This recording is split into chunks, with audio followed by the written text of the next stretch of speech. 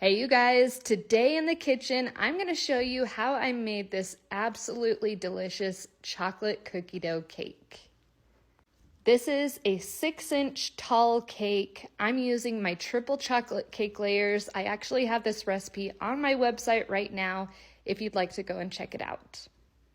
For the fillings, I'm using a few different things. For one layer, I'm going to use a brown sugar buttercream frosting, which is so delicious.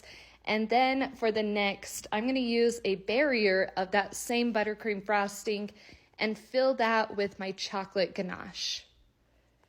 I'll smooth out that chocolate ganache and then top that with some edible cookie dough, and this is so delicious. This is where the whole cake flavor just really comes together.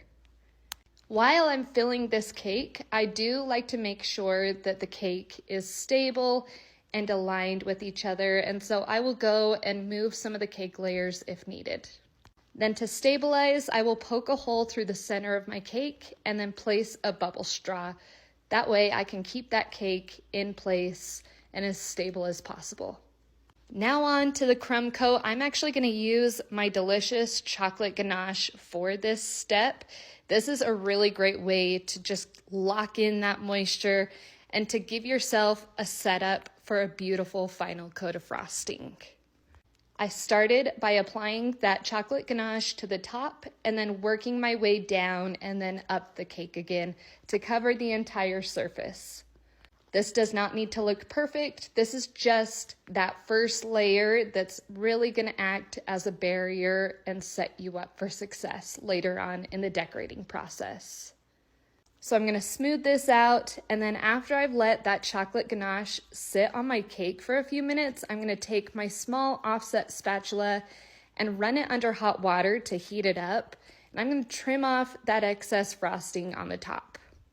Once I'm done trimming that, I'm going to put my cake in the freezer for about 20 to 30 minutes to allow that chocolate ganache to set up.